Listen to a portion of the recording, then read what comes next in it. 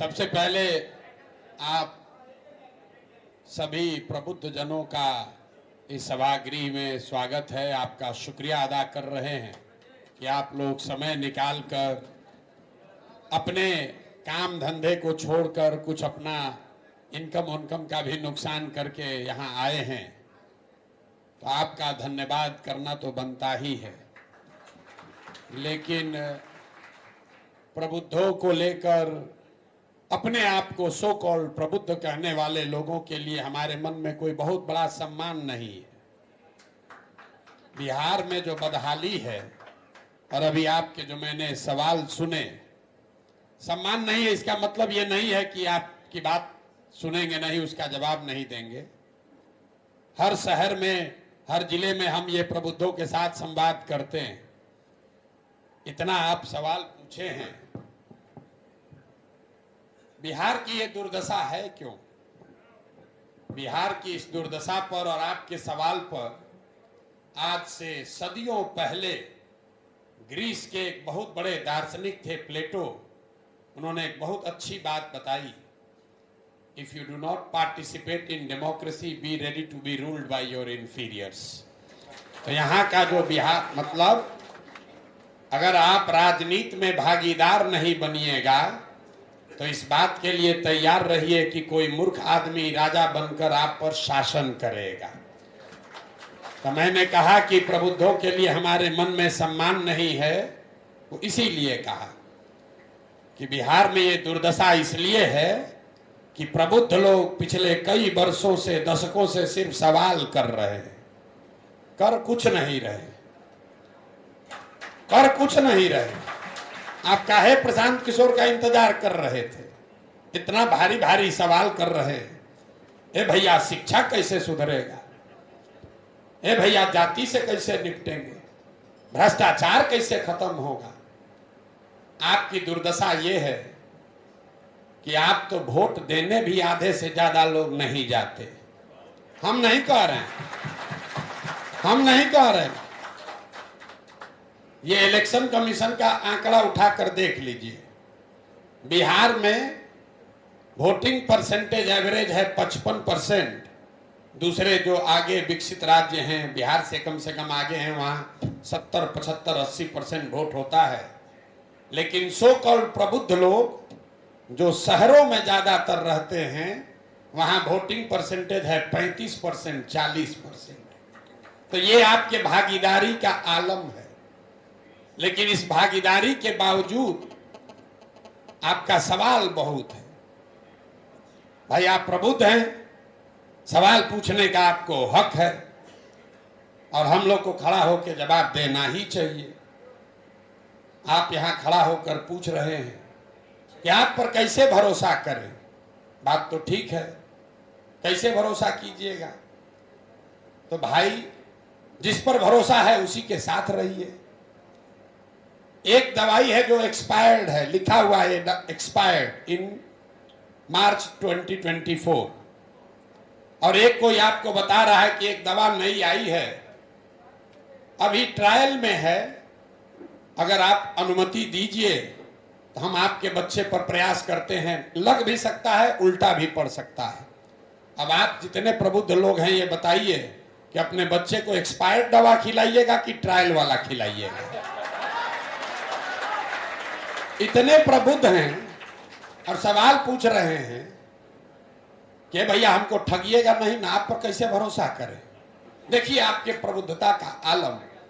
अगर हमको आपको ठगना है तो हम इतना बेवकूफ हैं कि आपको कहेंगे कि ठगेंगे? इस सवाल का कोई मतलब है कि भैया हमको धोखा तो नहीं ना दीजिएगा? भाई हिंदी में शब्द है विश्वासघात। विश्वास पहले है तब घात होगा। बिना जिस पर आपने विश्वास किया ही नहीं, वो घात करेगा कैसे? आप कह रहे हैं भैया हमको धोखा तो नहीं दीजिएगा। ये कौन कहता है कि हम धोखा देंगे?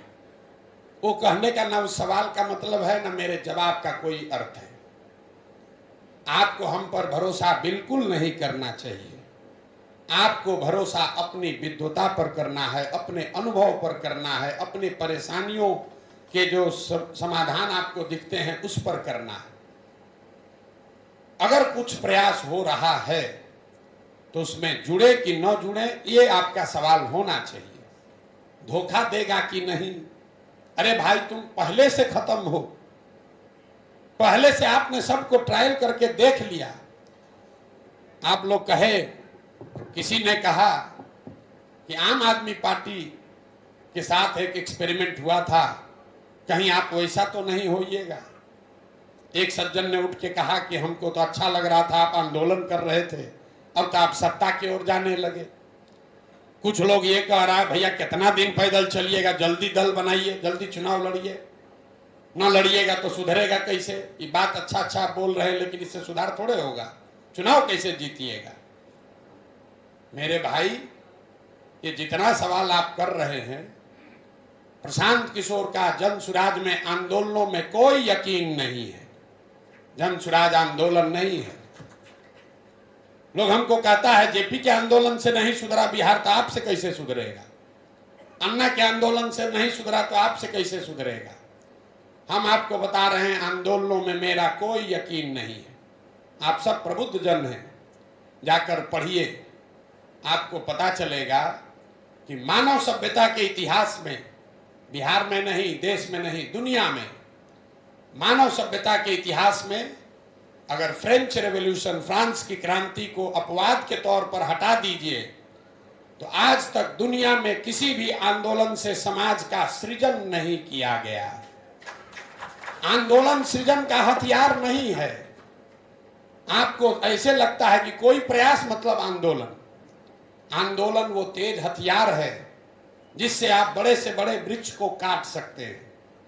आप उससे सत्ता में बैठे लोगों को हटा सकते हैं, सल्तनत को पलट सकते हैं, उससे नए समाज का सृजन नहीं कर सकते। जेपी का आंदोलन, उसकी ताकत, उसमें आंच इतनी थी कि उस समय की सरकार, इंदिरा जी की सत्ता को हटा दिया गया। लेकिन जेपी के आंदोलन में बिहार या देश के समाज के सृजन को लेकर कहीं कोई ब्लूप्रिंट नहीं दिया गया है। यहां पर जेपी आंदोलन से जुड़े हुए लोगों से भी मैं दावा के साथ कह रहा हूं, जेपी ने बिहार के समाज के सृजन का कोई प्रोग्राम नहीं बनाया। कुछ लोग ये भी कहता है उसी आंदोलन से लोग निकले, वही तो बिहार को बर्बाद किया। ये भी गलत बात है। जेपी का आंदोलन हुआ 75, 76, 77 के टाइम। लालू जी पहली बार मुख्यमंत्री बने 1990 में। आंदोलन और लालू जी के मुख्यमंत्री बनने में कम से कम 13 साल का फर्क है। ये कौन दावा कर सकता है कि अगर जेपी जिंदा होते तो लालू जी को ही मुख्यमंत्री बनाते? तो लालू जी चेला गलती करे तो आप जेपी को दोषी ठहरा रहे हैं। ये कहां का तरीका है? और जन सुराज और आम आदमी पार्टी में कोई सिमिलरिटी नहीं है, कोई सिमिलरिटी नहीं है। जन सुराज जो पूरा प्रयास है, ये गांधी, महात्मा गांधी के विचार से प्रेरित है। आजादी से पहले जो गांधी जी ने व्यवस्था बनाई थी, ये उससे प्रेरित है। जो लोग भी आजादी की लड़ाई के बारे में पढ़े, देखे, समझे हैं, हम और आप ये जानते हैं, उस समय जो कांग्रेस थी, जिसको भी आजादी की लड़ाई में शामिल होना होता था, वो उस जमाने की कांग्रेस में शामिल हो जाता था। उसको लगता था कांग्रेस में शामिल हो गए मतलब आजादी की लड़ाई में शामिल हो गए। जिसकी जो क्षमता थी, कांग्रेस ऐसी व्यवस्था थी उस समय, आज वाली कांग्रेस नहीं, महात्मा गांधी वाली, वो तब ऐसी व्यवस्था थी कि जिसकी जो क्षमता थी, गिलहरी वाली या बंदर वाली, उसको उसके हिसाब से काम करने का अवसर मिलता था। तो आप और हम पढ़ते हैं कि कोई गांव में प्रभात फेरी निकालता था, कोई अखबार निकालता था, कोई रेलवे लाइन उखाड़ा, कोई असेंबली में बम फेंक कर आया, कोई अनशन पर बैठा, किसी ने धरना दिया, कोई जेल भरो आंदोलन का हिस्सा हुआ। जिसको भी आजादी के लड़ाई में योगदान देना था, वो कांग्रेस की उस व्यवस्था से जुड़कर ऐसा उसको लगता था कि मैं कुछ कर पा रहा हूं। और उस समय की कांग्रेस में ये व्यवस्था थी, हम लोग पढ़ते हैं कि हर साल पूरे देश के लोग एक साथ बैठकर हर साल उस कांग्रेस के नेतृत्व का चुनाव करते थे। आजादी से पहले कांग्रेस में अध्यक्ष के चुनाव का जो कार्यकाल था वो 1 साल 4 महीने था एवरेज। साल भर में नया आदमी चुनाव करके आता था। 1 साल में लोग तय करते थे कि अगले साल पूरे 1 साल आजादी का लड़ाई किन मुद्दों पर लड़ा जाएगा, कौन उसका नेतृत्व करेगा, कौन उसको सपोर्ट करेगा, और ये सतत काम हर साल दर साल किया गया। तो जिसको भी लग रहा है कि जनसुराज में ही कैसे होगा, तो भाई अगर 100 साल पहले बिहार में, देश में ये काम किया गया है तो आज क्यों नहीं किया जा सकता है। आप कह रहे हैं कि पढ़ा लिखा आदमी को तो बुझा रहा है, अनपढ़ को कैसे समझाइएगा। ये भी भ्रम मत पालिए। पढ़ा लिखा आदमी बहुत समझदार है, इसका कोई गारंटी नहीं है। ये भ्रम है लोगों को। हमको लोग आप कहता है भैया जनसुराज का हम लोग पढ़ा लिखा आदमी तो समझ लिए हैं, अनपढ़ लोग को बड़ा समझाने में दिक्कत हो रहा है। ये बिल्कुल आपका सिरे से आंकड़ों से इसका कोई इस तथ्य के सपोर्ट में कोई आंकड़ा नहीं। मैं आपको 2 बातें बताऊंगा। जब कांग्रेस का ये लोकतांत्रिक व्यवस्था कांग्रेस की थी तब इस देश में एजुकेशन का स्तर था 18%। मतलब करीब करीब 82% समाज उस समय अनपढ़ और निरक्षर था। जातियों की व्यवस्था भी आज के मुकाबले ज्यादा रही होगी, हिंदू मुसलमान भी थोड़ा ज्यादा ही रहा होगा। वही अनपढ़ समाज, वही जातियों में बटा हुआ समाज अपना बैठकर लोकतांत्रिक तरीके से उसने नेतृत्व किसको चुना? उसने गांधी को चुना, उसने सुभाष चंद्र बोस को चुना, उसने पटेल को चुना, उसने नेहरू को चुना। और आज पेपर पर ही सही हम लोग 80% पढ़े लिखे लोग, हम लोग किसको नेता चुने हैं आप देख लीजिए और हम भी देख लें। दूसरा आपको एक प्रैक्टिकल एग्जाम्पल देता हूं। हम लोग के देश के पूर्व प्रधानमंत्री मनमोहन सिंह जी अपने जीवन में एक ही चुनाव लड़े, बेचारे चुनाव हार गए। अब आदमी कहेगा लगता है वोटर लोग को समझ में नहीं आया होगा। इतने बड़े अर्थशास्त्री जिन्होंने देश की पूरी अर्थव्यवस्था को एक नया धारा, नया रूप दे दिया, वो आदमी चुनाव हार गया साधारण एक बीजेपी के कार्यकर्ता से।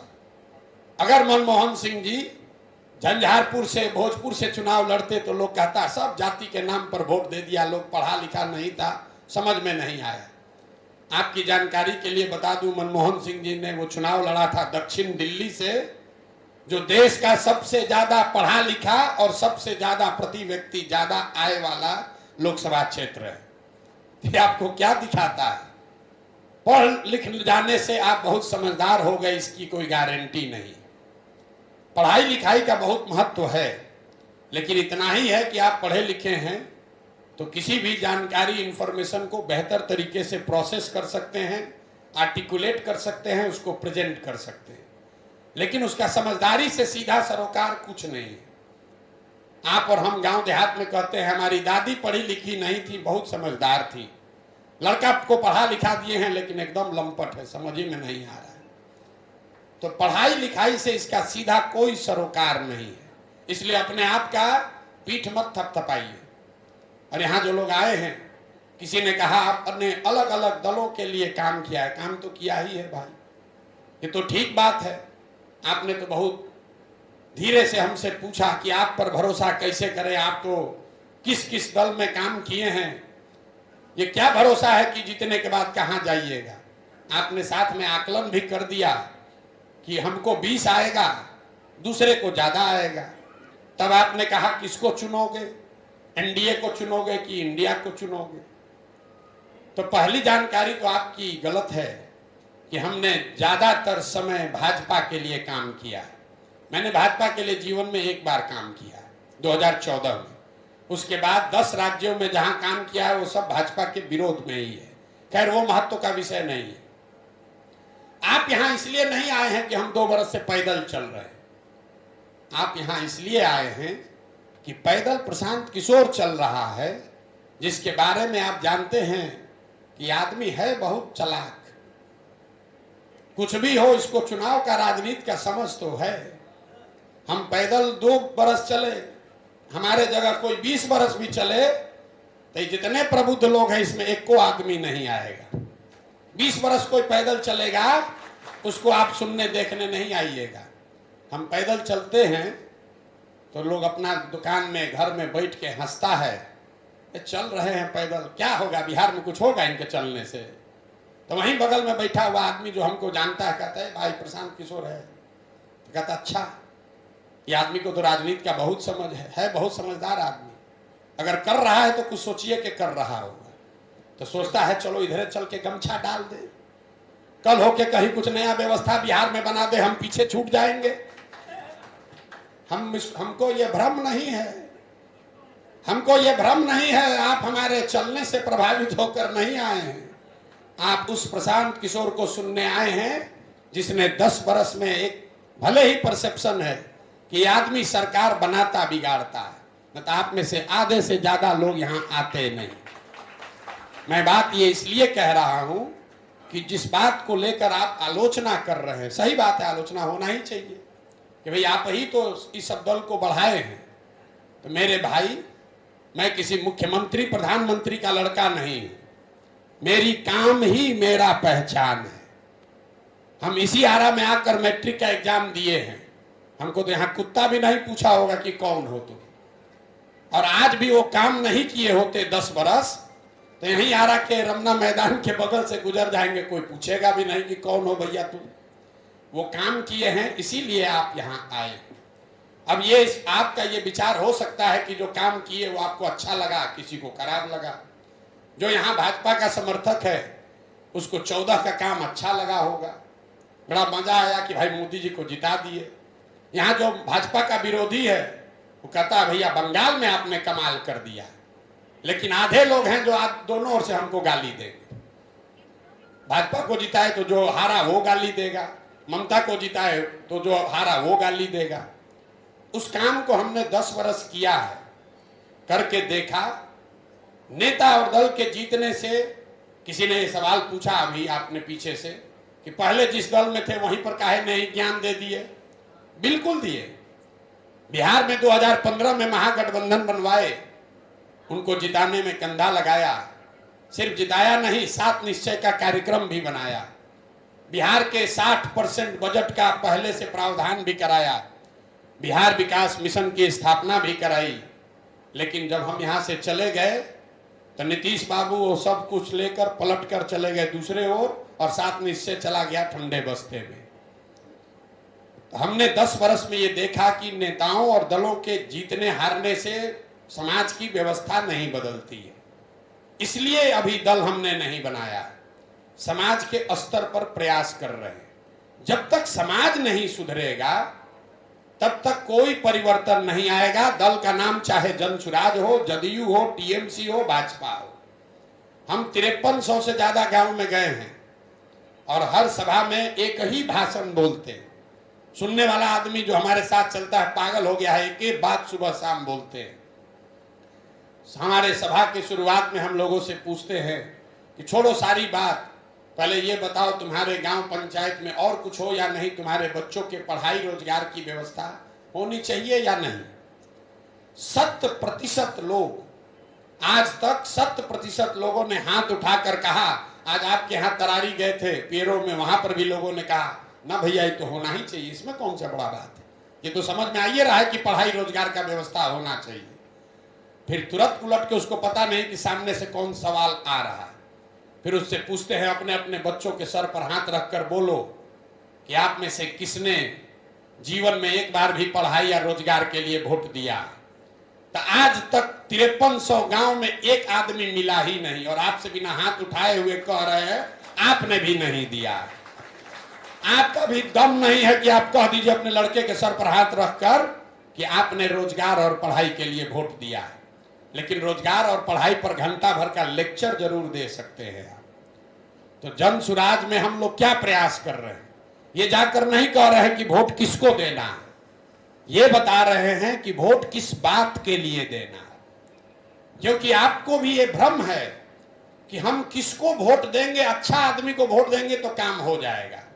हम आपको आंकड़े से डेटा से बता रहे हैं कि आप वोट गलत से गलत आदमी को भी दे दीजिए, अगर सही कारण के लिए, जिस कारण के लिए वोट दीजिएगा वो काम आपका होगा ही होगा।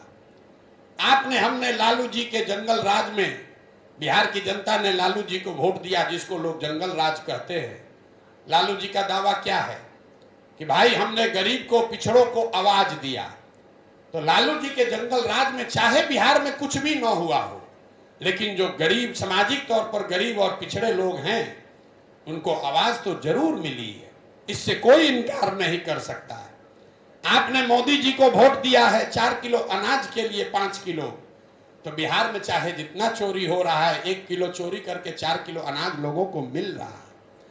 आपने वोट दिया अयोध्या में मंदिर बनाने के लिए, तो आपके यहाँ फैक्ट्री लगे या न लगे, आपका आरा में चाहे नाली गली बने या न बने, अयोध्या में मंदिर बना है। आपने वोट दिया सिलेंडर के लिए, तो इसी बिहार में घर घर सिलेंडर का दाम 1000 हो या 1200, घर घर सिलेंडर बटा है। आपने वोट दिया जाति के नाम पर, तो जाति के नाम पर जिन लोगों ने वोट दिया पूरे बिहार में, जो आपके जाति का जीत कर गया, उसने आपके बच्चों की पढ़ाई रोजगार की बात की या नहीं?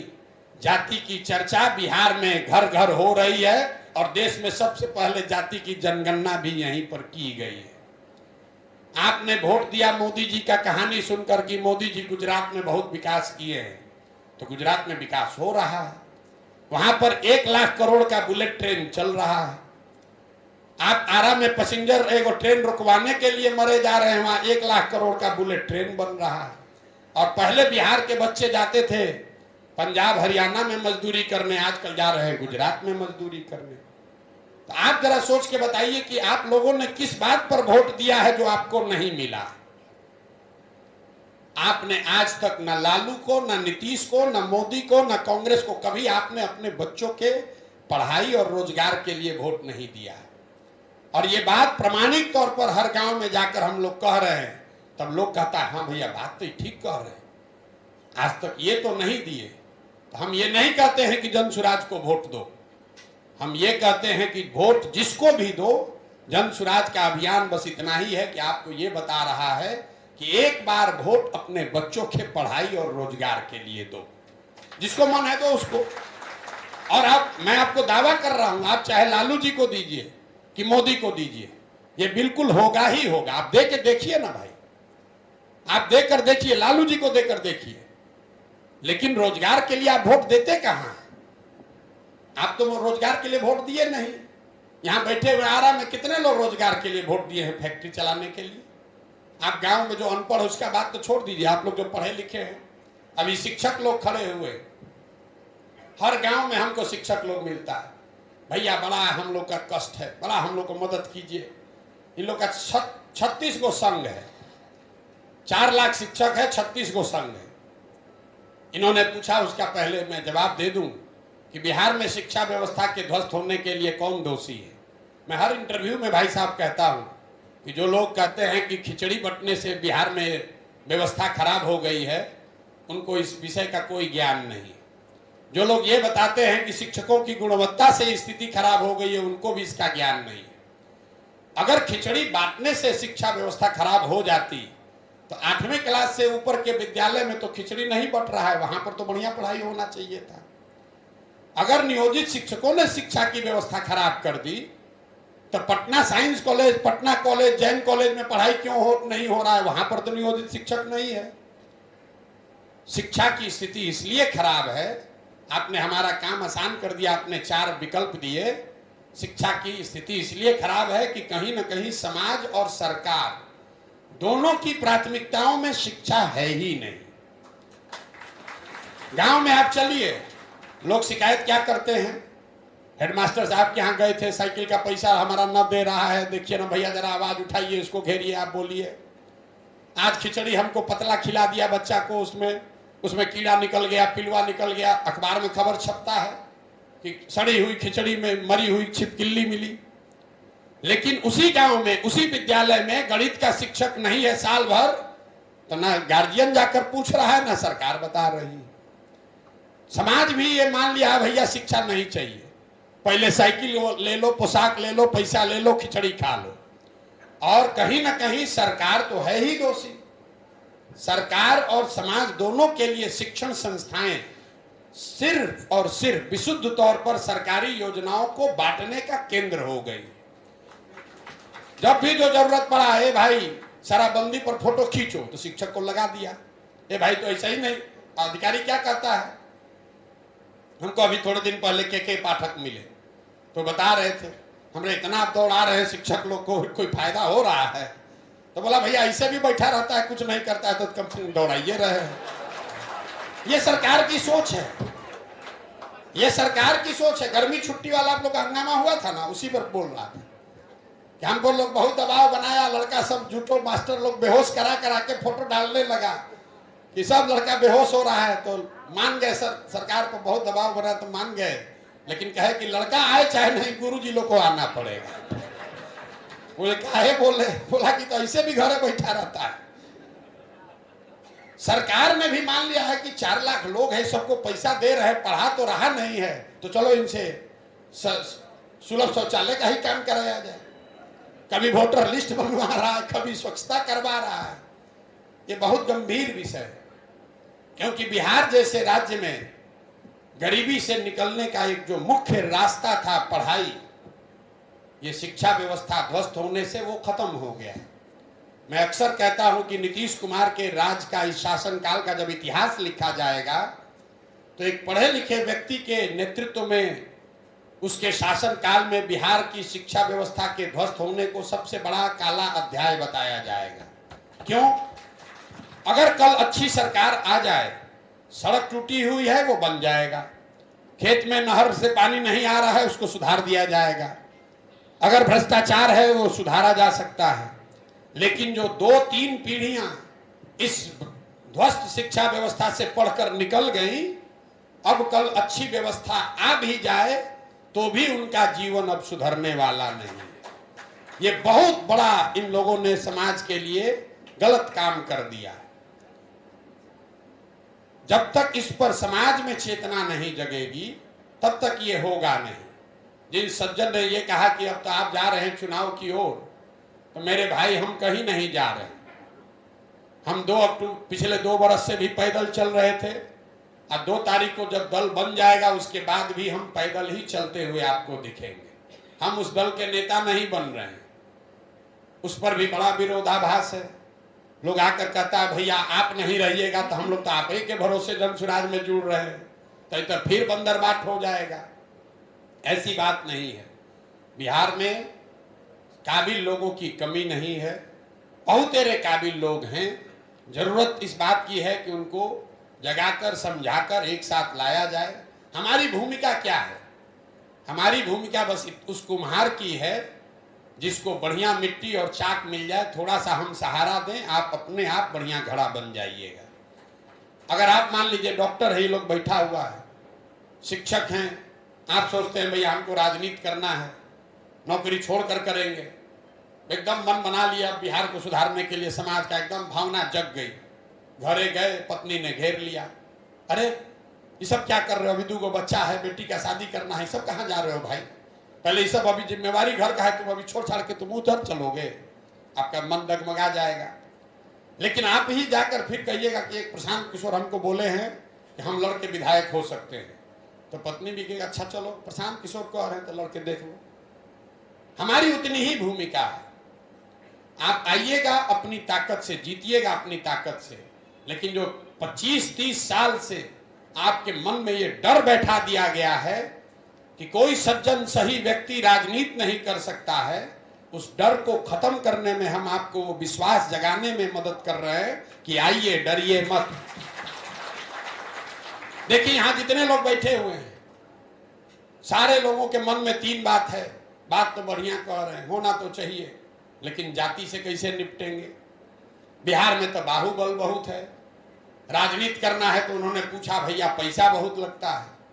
ये 3 सबसे बड़े मिथ हैं जो इसको दिमाग से हटा दीजिए। पहला ले लीजिए पैसा। आपको लगता है पैसा नहीं रहेगा तो राजनीति कैसे होगा? मेरे भाई जरा सा ध्यान से सोचिए, समाज ने जब जिस व्यक्ति को नेता बनाया, वो चाहे लालू जी है, नीतीश हो, ममता हो, मुलायम सिंह हो, काशीराम हो, जिसको भी आप नेता मानते हैं, जरा दिमाग पर जोर देकर याद कीजिए, जब समाज ने उनको नेता बनाया तो वो कितने बड़े बाप के बेटे थे। लालू जी टाटा बिरला के लड़के नहीं थे, ममता जी के पास सैकड़ों करोड़ रुपया नहीं था, नीतीश जी कोई धन्ना सेठ के लड़के नहीं थे। नेता बनने के बाद आप पैसा कमा सकते हैं, वो अलग बात है, लेकिन समाज ने पैसे के आधार पर उनको नेता नहीं बनाया है। पैसा जो है वो पेट्रोल के जैसा है, अगर गाड़ी है तो पेट्रोल लगेगा, ज्यादा बढ़िया ज्यादा रहेगा पेट्रोल तो ज्यादा दूर चलिएगा, कम पेट्रोल रहेगा तो कम दूर चलिएगा। लेकिन अगर आपके पास गाड़ी ही ना हो और हम आपको एक कनस्तर भर के, एक रूम भर के दे दे तेल, तो उस कनस्तर पर बैठकर कहां जाइएगा। अगर समाज में आपके लिए सपोर्ट है, आपके विचार के लिए, आपके प्रयास के लिए, आपके पराक्रम के लिए, आपके चेतना से जुड़कर अगर लोगों को उस पर विश्वास है, तो समाज कहीं ना कहीं से आपके लिए धन का, पैसे का जुगाड़ कर देता है। बोलचाल की भाषा में समझिए, वोट है तो नोट का जुगाड़ हो जाएगा। नोट से वोट का गारंटी नहीं है। भाजपा देश की सबसे धनी पार्टी है। क्यों है? इसलिए नहीं है कि वो धनी है इसलिए देश की बड़ी पार्टी है, वो देश में सबसे ज्यादा वोट उनके पास है इसलिए उनको पैसा भी ज्यादा मिल रहा है। अंबानी के पास भाजपा से 100 गुना ज्यादा पैसा है, लेकिन उनको 20 करोड़ वोट नहीं मिल सकता है। तो इस बात को दिमाग से हटा दीजिए कि पैसा नहीं रहेगा तो चुनाव राजनीति नहीं हो सकती है। पैसा रहेगा तो निश्चित तौर पर आपको काम करने में सुविधा है। आपको किराना का दुकान भी खोलना है, पैसा है तो तुरंत खोल लीजिएगा, पैसा नहीं है तो शायद आपको पहले रेहड़ी पट्टी लगाना पड़ेगा, फिर धीरे धीरे आगे बढ़ना पड़ेगा।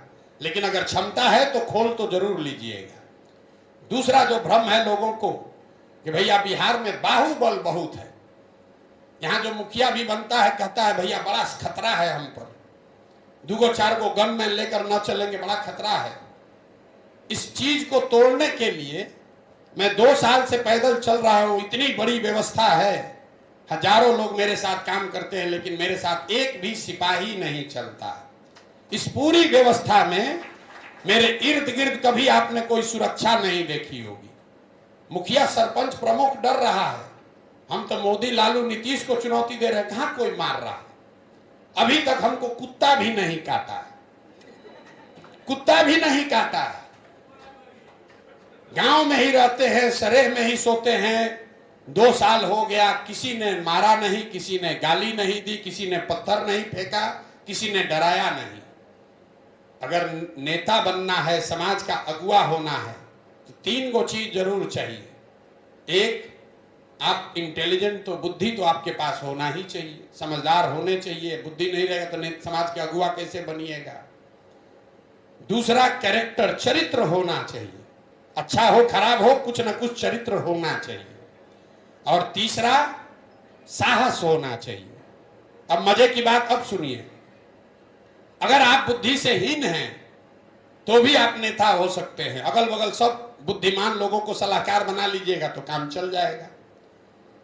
चरित्र अगर आपका खराब है तो भी काम चल जाएगा। अगर सामने वाले का चरित्र आपसे ज्यादा खराब है तो आपका चरित्र उसके मुकाबले थोड़ा अच्छा दिखने लगेगा। एक ही चीज है जिसका कोई सब्स्टिट्यूट नहीं है, वो है जिगर, ताकत। अगर साहस नहीं है तो समाज के अगुआ नहीं बन सकते हैं। वो कहीं उसका आउटसोर्सिंग नहीं है, वो तो आपको अंदर पैदा करना पड़ेगा। तो आप अपनी बुजदिली को, अपने कायरता को जबरदस्ती का बता रहे हैं कि भैया कोई बिहार में बाहुबल नहीं रहेगा तो चुनाव कैसे लड़ेंगे, पैसा नहीं रहेगा तो चुनाव कैसे लड़ेंगे। अब ये सब से पार पा लीजिएगा तो एक सवाल जो बिहार में हर आदमी एकदम उसके मन में उद्वेलित है, ए भैया जाति से कैसे निपटिएगा। सवाल का जवाब देते देते 2 बरस से थक गए, हमारे वोकल कॉर्ड में गांठ पड़ गया, लेकिन लोगों को समझ में नहीं आ रहा। आपको भी प्रयास करके देखते हैं, सब अभी मान के जाएगा ना, ये बात ठीक है, फिर जाके बाहर कहेगा ना बात तो ठीक है, लेकिन भोटवा तो जातीय पर पड़ेगा। मेरे भाई, जिसको जिसको लगता है कि बिहार में जाति पर वोट पड़ता है, आपको 2-4 एग्जाम्पल देकर बताएंगे। 1984 में बिहार में, पूरे राज्य में, पूरे देश के साथ साथ बिहार में भी कांग्रेस को बहुत बड़ी जीत मिली। आपसे पूछेंगे 84 में कांग्रेस को, राजीव गांधी के जाति के बहुत लोग तो नहीं रहते हैं बिहार में, कैसे उनको इतनी बड़ी सफलता मिली? तो लोग कहेगा कि राजीव गांधी को वोट नहीं पड़ा, वो तो इंदिरा जी को की मृत्यु हुई, उस मृत्यु से जो सहानुभूति की लहर बनी, तो जाति धर्म सब भूल कर लोगों ने कांग्रेस को वोट दिया, कर्पूरी ठाकुर को भी हरा दिया। फिर पूछेंगे, इसको लिख लीजिए, फिर पूछेंगे अच्छा ये बताइए 1989 में क्या हुआ? बीपी सिंह प्रधानमंत्री बने, बिहार में जनता दल को बहुत बड़ी सफलता मिली। बीपी सिंह के जाति के बिहार में 3-4% लोग ही रहते हैं। पूछेंगे कैसे हुआ भाई, उस समय वोट कैसे पड़ गया? तो आप में से जो विद्वान लोग हैं तुरंत बताएंगे, अरे भैया उस समय जो बोफोर्स का मामला बना, पूरा देश में भ्रष्टाचार, बोफोर्स इतना बड़ा मामला बन गया, घर घर लोगों ने कहा राजा नहीं फकीर है, देश की तकदीर है, बीपी सिंह को बोफोर्स के नाम पर वोट पड़ गया। इसको भी लिख लीजिए। फिर पूछेंगे 2014 में क्या हुआ? यहां लालू नीतीश इतना समीकरण, इतना जात सब रह गया, अब सब भाजपा जीत कर आ गया। तो लोग क्या भाई भाजपा को थोड़े वोट पड़ा? तो भैया 14 में जो मोदी जी का लहर चला, समझिए कि सारा लड़का सब जात पात भूल के सब जाके मोदी को वोट दे दिया। इसको भी लिख लीजिए। फिर पूछेंगे 2019 में क्या हुआ? 40 में 39 सांसद कैसे एनडीए जीत गया? आप कहिएगा कि बहुत कांटे का भैया मुकाबला था। जो लास्ट में पुलवामा हुआ ना, उसके बाद तो समझिए कि गांव देहात सब जगह लोग सब भूल के पुलवामा के नाम पर, राष्ट्रवाद के नाम पर वोट दे दिया। ये चारों उदाहरणों को कागज पर लिख लीजिए। 84 एक घटना है, एक बड़े नेता की मृत्यु और उस घटना से उपजी हुई सहानुभूति की लहर। 89 एक विषय है भ्रष्टाचार, बोफोर्स और उससे बनी हुई लहर। 14 एक व्यक्ति है मोदी, उसकी बनाई हुई लहर। 2019 एक विचारधारा, राष्ट्रवाद, राष्ट्रीय सुरक्षा, वो मामला है, उससे बना हुआ लहर। ये आपको क्या बताता है? अगर कोई व्यक्ति, कोई विषय, कोई विचारधारा समाज के इमेजिनेशन को कैप्चर कर ले, तो समाज में ये ताकत है कि वो जातियों से ऊपर उठकर वोट करता रहा है। आगे करेगा कि नहीं छोड़ दीजिए, करता रहा है। आपको फिर भी भरोसा नहीं हो रहा है। आपको क्यों लगता है कि जाति पर वोट पड़ता है? वो इसलिए कि हमने बीच के कई चुनावों का जिक्र नहीं किया जिसमें जाति पर वोट पड़ा होगा। होता यह है कि अगर कोई व्यक्ति, कोई विचार, कोई ऐसा प्रयास, कोई मुद्दा बड़ा नहीं है, दोनों लड़ने वाले एक ही जैसे दिख रहे हैं, तो समाज भी कहता है दोनों तो एक जैसा दिखता, दोनों एक जैसा दिखता, चलो अपना जाते वाले के देता नहीं। जब आप में वो अलग से आपने अपनी पहचान नहीं बनाई, तो समाज आइडेंटिटी पर वापस चला जाता है। अब फिर भी गलथेथाई का बिहार में आदत है। आदमी कहता है तो आप लोकसभा का बताए, विधानसभा में अलग होता है मामला, आपको ना पता है। तो चलिए विधानसभा समझ लीजिए। 2010 में नीतीश बाबू और भाजपा चुनाव लड़े बिहार में। जाति का समीकरण था, सामने से लालू जी, कांग्रेस और रामविलास पासवान तीनों एक साथ, और एनडीए को सीट कितना मिला? 206। सामने से लालू जी का सारा समीकरण खत्म, लालू, कांग्रेस, रामविलास मिलकर 35 सीट नहीं जीत पाए। वही एनडीए फिर चुनाव लड़ी 2020 में। इस बार नीतीश जी के साथ साथ मोदी जी भी थे, अमित शाह का प्रबंधन भी था, भाजपा बहुत बड़ी ताकत बन गई है 2010 के मुकाबले। सामने से लालू जी नहीं, तेजस्वी जी थे। कांग्रेस भी 2009 के मुकाबले आज कमजोर हुई थी 2020 में, और रामविलास जी तो उस गठबंधन में थे ही नहीं। फिर भी उस एनडीए गठबंधन को 125 सीट आने में दम निकल गया। क्या हुआ? एनडीए को वोट देने वाले सभी जाति के लोग बिहार छोड़कर चले गए? नहीं। 206 सीट इसलिए आया था कि बिहार के हर वर्ग को ऐसा लगा था कि नीतीश जी का जो पहला टर्म था उसमें बिहार में सुधार लोगों को होता हुआ प्रतीत हुआ था। तो सरकार का काम भी था और जातियों का गठबंधन भी था, तब उनको 206 सीट मिला। लेकिन सिर्फ जातियों के गठबंधन पर गए तो 125 सीट भी आने में दम निकल गया। और अंतिम बात, एक बार को आप मान भी लीजिए कि जाति का कुछ नहीं कर सकते, तो मेरे भाई अगर राजनीति के जरिए आप समाज का अगुवाई करना चाहते हैं तो आपके पास ये विकल्प नहीं है कि समाज में सब कुछ अच्छा हो जाए तब आप आइएगा। ना भाई, ना जाति कभी खत्म होगा ना कभी आप आइएगा। और अगर जाति न रहे, बाहुबल न रहे, पैसा का प्रभाव ना रहे, तब फिर इतना अच्छा समाज हो जाएगा तो आपके आने की जरूरत क्या है? जो बनाएगा वही उसी को राजा रहना चाहिए।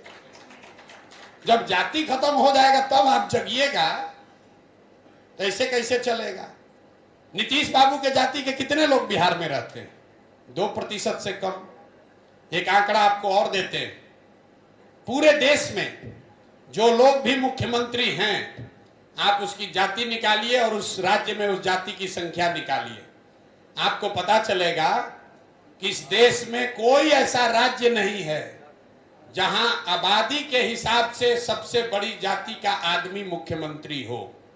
यह संभव ही नहीं है, क्योंकि जिस जाति की संख्या बहुत बड़ी होती है, 14-15% अगर हो गई, तो आपको शुरुआती 15% वोट तो आराम से मिल सकता है, लेकिन उसके खिलाफ गोलबंदी भी दूसरे जातियों में उतना ही होता है।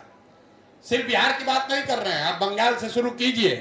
बंगाल, उड़ीसा, बिहार, उत्तर प्रदेश, मध्य प्रदेश, राजस्थान, महाराष्ट्र, गुजरात, कर्नाटक, जहां भी देख लीजिए, जो भी मुख्यमंत्री है वो वहां की सबसे बड़ी जाति को बिलोंग नहीं करता है।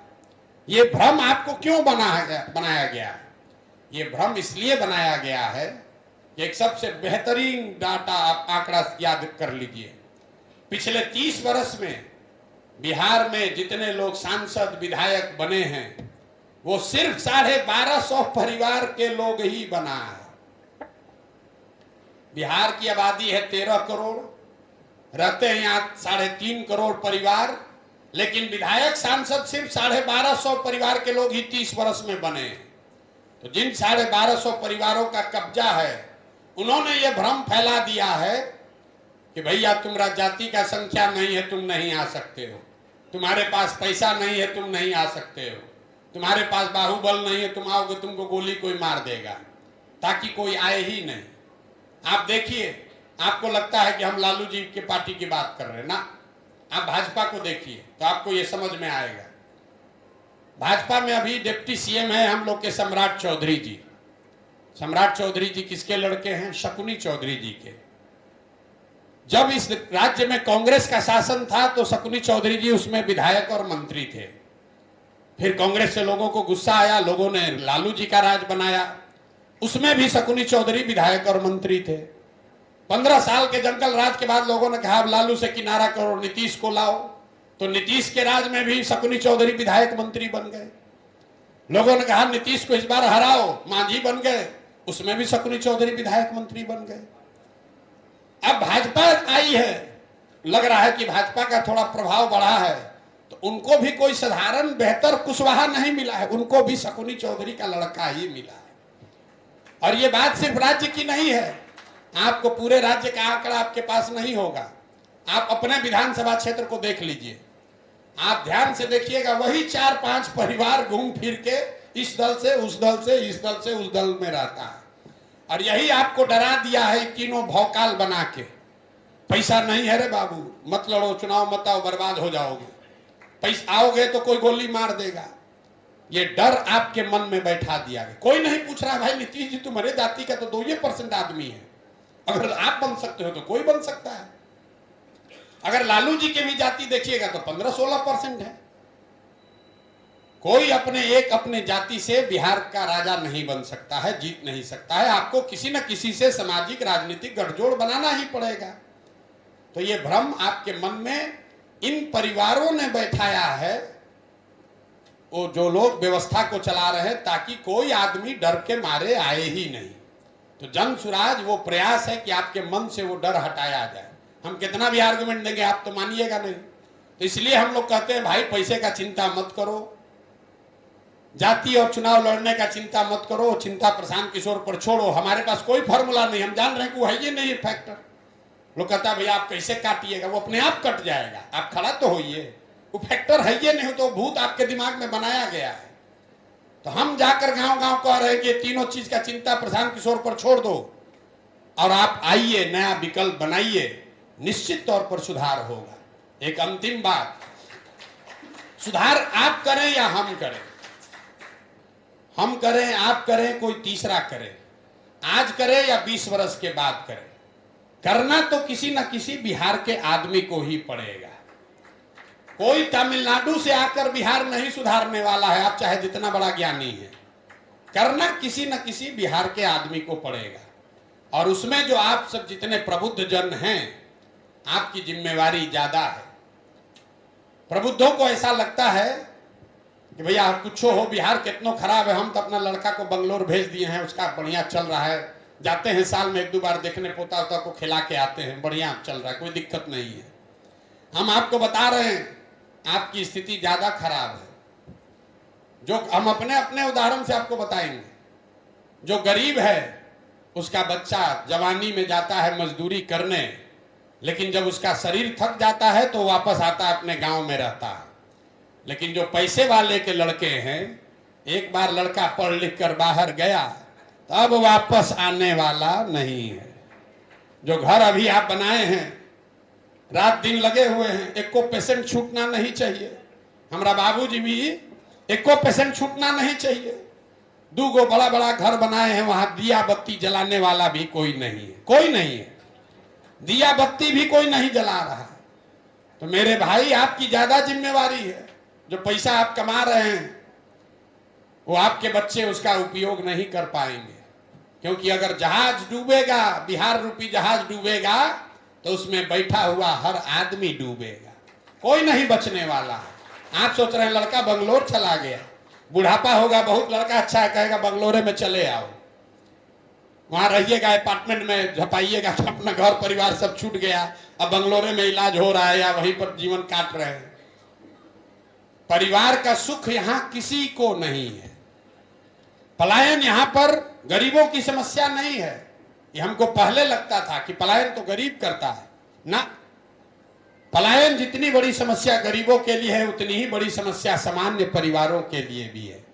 फर्क बस इतना है कि गरीब का बच्चा मजदूरी करने जा रहा है और आपका बच्चा पढ़ने और नौकरी करने जा रहा है, जा दोनों का बच्चा रहा है। तो अगर बिहार में स्थिति सुधारनी है, इसलिए आपकी ज्यादा जिम्मेवारी है, क्योंकि भगवान ने आपको बुद्धि दिया है, साधन दिया है, कुछ करने का, आपको पुरुषार्थ करने का की अपॉर्चुनिटी दी है, उसका उपयोग कीजिए। एंडलेस सवाल करने का मतलब नहीं है, सवाल करना बिल्कुल जायज है, लेकिन ऐसा नहीं कि कोई खड़ा हो गया तो सवाल करने में ही क्या हो, आज तो गए इनको प्रशांत किशोर को घेर के निरुत्तर कर दिए। अरे भैया हमको घेर के क्या करोगे, हमारी स्थिति नहीं बिगड़ी हुई है, हम तो अभी भी प्राइवेट प्लेन से चलेंगे, हमारा लड़का देश का सबसे बढ़िया स्कूल में पढ़ रहा है, हमको कोई खाने कमाने का दिक्कत नहीं है। अगर हम और आप नहीं जगेंगे तो बिहार के लाखों करोड़ों बच्चों का जीवन नहीं सुधरेगा। और ये आपकी जिम्मेवारी है कि जिस समाज में, जिस ध्वस्त बिहार के व्यवस्था से कुछ न कुछ लेकर आप और हम आगे बढ़े हैं, ये आपकी हमारी जिम्मेवारी है कि आज ऊपर आ गए तो कुछ न कुछ समाज को वापस दें। नहीं दीजिएगा तो हम लोग जिस स्कूल में पढ़े हैं उसको किसी ने तो बनाया था, तभी तो पढ़े हैं, चाहे जितना खराब स्कूल था, किसी ने बनाया तभी तो बोड़ा पर बैठकर भी पढ़े। अगर आप और हम आज स्कूल बना ही नहीं रहे, खाली सवाल कर रहे हैं, तो आने वाली पीढ़ियां कभी आपको हमको माफ नहीं करेगी। इसलिए सवाल कीजिए, लेकिन प्रयास मत रोकिए, सवाल करते रहिए, सवाल होना चाहिए, सुझाव भी होना चाहिए। ये जरूरी नहीं है कि जो बात हम कहें उससे आप सहमत हो जाइए। अंग्रेजी में एक कहावत है, 2 people always in concurrence meaning one is redundant। 2 आदमी अगर हर बात पर सहमत है, इसका मतलब एक आदमी की तो जरूरत ही नहीं है। तो विचार आपका अलग होना चाहिए, सुझाव दीजिए, लेकिन सिर्फ आलोचना मत कीजिए।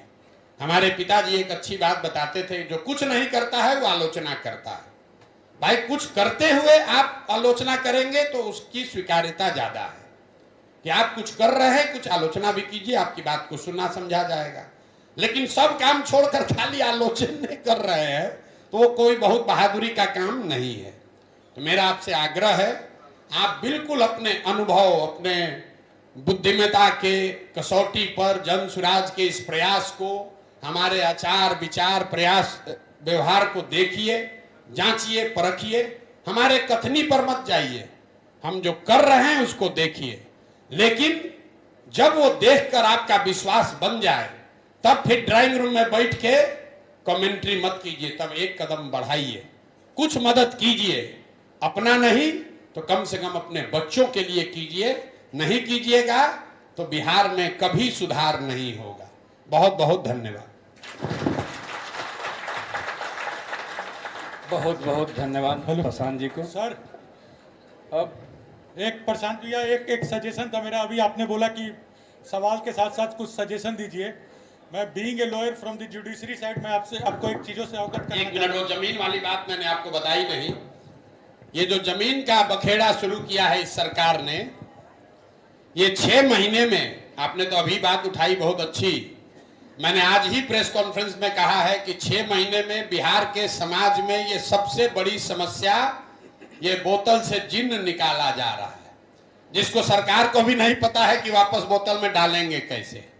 क्योंकि जो पूरा राजस्व विभाग है वो अंचलाधिकारी के साथ 1-2 कर्मचारी और 4-5 विशुद्ध दलाल, जिसको अटर्नी कहते हैं, उसी के भरोसे है। और जो ये पूरा रिकॉर्ड कीपिंग की सुधारने का प्रयास हो रहा है, इससे पहले एक डिजिटाइजेशन के नाम पर प्रयास किया, सारे जमीन का आंकड़ा गलत हो गया। अब पिछले 20-20, 30-30 साल से जिस जमीन का बंटवारा नहीं हुआ है, वंशावली आप बना रहे हैं, उसमें लड़कियों को लोगों ने दिया नहीं है हक। अब वो लड़की संभव है दुनिया में नहीं है। अब आपको फुआ चली गई, बुआ चली गई, अब उनके लड़कों से बात करनी है, वो साइन ही नहीं करेगा।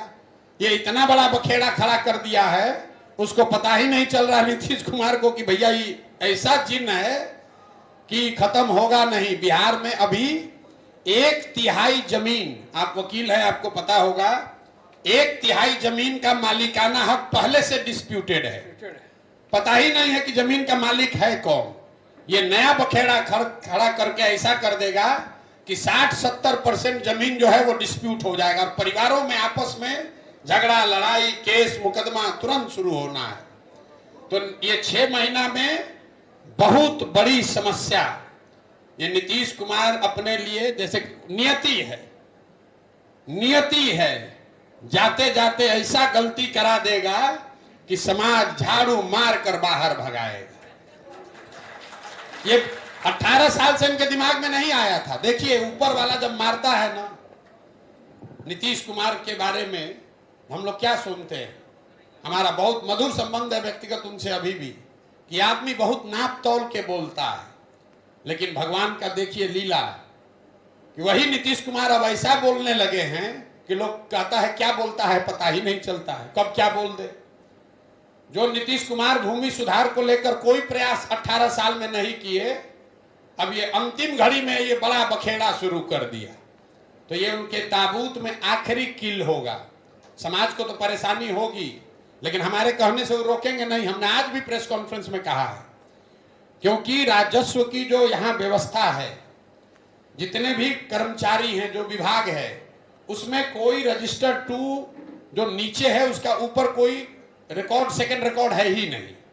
अगर कर्मचारी ने आपके रजिस्टर 2 पर इंक गिरा दिया तो हो गया डिस्प्यूट, अगर उसने फाड़ दिया अटर्नी ने तो हो गया डिस्प्यूट। तो बिहार में लैंड रिफॉर्म के लिए जब तक जो अंग्रेजों ने पहली बार मापी कराई थी उससे शुरुआत करनी पड़ेगी, तब जाकर ये जमीन का मामला सुलटेगा। और ये कम से कम 3 से 5 साल का प्रयास होना चाहिए। ये चुनाव से पहले ये खोल के लोग दिल्ली से, बॉम्बे से, बंगलोर से आ रहे हैं और भ्रष्ट तंत्र में अब अंचलाधिकारी, DCLR सब पैसा उनसे ले रहा है, भाई का जमीन बहन पर, बहन का जमीन भाई पर। और ये बहुत बड़ा समस्या समाज में खड़ा होने वाला है, मैं आपसे सहमत हूं। लेकिन आप ये मानकर चलिए कि जाने के का बेला है तो जो आदमी कहता है ना बूढ़ आदमी का मरना है तो कोई तो एगो रीजन होगा ना, गिर गए हड्डी टूट गया 2 दिन में मृत्यु हो गई, तो लोग कहता है ना वो गिरे नहीं तो जाने का एक बहाना होता है। तो नीतीश कुमार के जानने का सरकार ऊपर वाले ने बहाना कर दिया, क्योंकि बिहार में और कुछ हो चाहे नहीं, जमीन को लेकर बहुत लोग सेंसिटिव है कि जैसे ही डिस्प्यूट खड़ा होगा तो दौड़ा दौड़ा के लोग मारेगा ददियों के लोगों को, क्योंकि सबका जमीन डिस्प्यूट होना है। यहां बेटियों को लीगली आपने जमीन कभी दिया ही नहीं है, बेटियों ने मांगा भी नहीं है। अब वो 30 साल 40 साल 50 साल जमीन का भाव 5 रुपया से बढ़ के हो गया 5 करोड़। वो बेटी अभी है नहीं, अब उसका दूसरा तीसरा पीढ़ी है, वो आपको साइन ही नहीं करेगा, कभी वंशावली कभी बनेगी नहीं, और पूरे सारे जमीन और डिस्प्यूट में चले जाएंगे। मैं आपकी बात से सहमत हूं, लेकिन बहुत कुछ कर नहीं सकते। आवाज उठाएंगे, लेकिन ये समस्या बिहार के समाज को फेस करनी पड़ेगी। जो अगली सरकार है उसको फिर से वापस, जिसको कहते हैं बैक टू स्क्वायर वन या going back to the drawing board, वापस जाकर जैसे 1918 में पहली बार जो सर्वे किया गया था उस तरह का सर्वे फिर से करके आपको मालिकाना हक तय करना पड़ेगा, तभी ये रास्ता निकलेगा। वरना ये वंशावली बनाने से ये सॉर्ट आउट होने वाला नहीं है। अफसरों को कमाने का एक और तरीका हो गया, और जो लोग बाहर हैं, हमारे अपने चाचा कह रहे हैं कि भैया हमको भी जाना पड़ेगा, हमने वहीं बैठे रहिए, कोई चिंता मत कीजिए। हमारा घर वाला लोग कह रहा है कि हम लोग को भी जाके देना पड़ेगा, सब नोटिस आया है। कोई नहीं, इसका कोई मतलब नहीं है, हो नहीं पाएगा। सरकार ने पहले वो तंत्र बनाया ही नहीं है जहां पर इस चीज को सॉर्ट आउट किया जा सके। ये वंशावली बनाने का पहले अधिकार सरपंच लोग को दिया था, वहां लूटपाट शुरू हुआ तो सरपंच से हटाकर अफसरों को दिया, उसमें और लूटपाट शुरू हो गया तो कहा आप नया सर्वे ही करेंगे। ये आपको है कैंसर और आप चाहते हैं कि एंटीबायोटिक खाकर उसको ठीक कर दें। ये कैंसर है, इसका पूरा इलाज होना चाहिए बिहार में। भूमि सुधार जब तक आप ग्राउंड जीरो से शुरू नहीं करेंगे तब तक यहाँ पर स्थिति सुधरने वाली नहीं है। सर एक सवाल से सर ज़्यादा मेरा भी एक सजेशन था। बीइंग ए लॉयर सर, मैं आपको बताना चाहूँगा कि जो बिहार की जुडिशरी है वो पूरी तरह चोक्ड है। उसी को आपने आसान करने का है कि हम Bihar excise and provision act repeal कर देंगे, उससे सर आधा सॉल्यूशन तो होता है। पर what about those who have already been accused, specially in section 37 sir. कृपया अभी हॉल से जाए नहीं। भाई हमने नहीं कहा, आप देखिए इस देश के चीफ जस्टिस ने कहा कि इस तरह के बिना सोचे समझे कानून बनाकर आप पूरी व्यवस्था को गड़बड़ा देते हैं। एक ये जो शराबबंदी के नाम पर नीतीश कुमार ने ढकोसला शुरू किया है, इसमें 8,46,000 अभी तक केस हुए हैं। 6,36,000 के आसपास कॉग्निजेंस लिया जा चुका, मामला कोर्ट में है। 1,23,000 से ज्यादा अंडर ट्रायल अभी जेल में है। पूरी व्यवस्था न्यायिक और पुलिस की जो व्यवस्था है वो खाली शराबबंदी को लागू करो, छुपाओ, कमाओ, बनाओ, उसी में लगी हुई है। तो पहले से एडमिनिस्ट्रेशन पे इतना लोड था, ये मुफ्त का एक नया बखेड़ा खड़ा कर दिए, उसमें सब बर्बाद हो गया। जो लोग शराबबंदी जब हटेगी तो निश्चित तौर पर एक ही आदेश में आप ये बना सकते हैं कि जिन पर इस पर केस हुआ है उन केसेस को सरकार को वापस लेने का अधिकार है। बहुत बहुत धन्यवाद, मैं यही चाह रहा था। और एक सवाल और था, कुछ महिलाओं से भी सवाल ले लिया जाए। सजेशन है भैया देखिए हम बैठे रहेंगे 12 बजे, आप आधा निकल गए अब यहाँ से।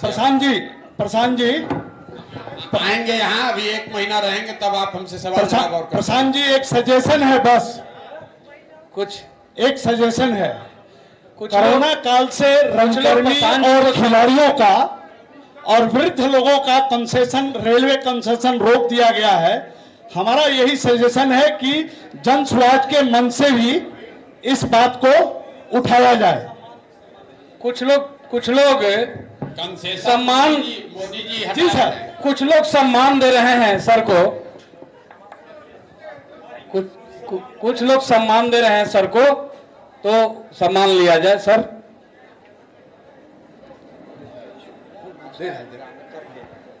कृपया हॉल से बाहर न जाएं, नाश्ते का प्रबंध है, आप लोग हॉल में बैठे रहें, नाश्ता करके ही जाना होगा।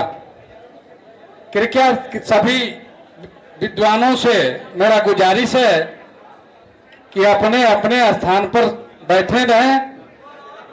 नाश्ते का इंतजाम है, नाश्ता करके ही जाएं।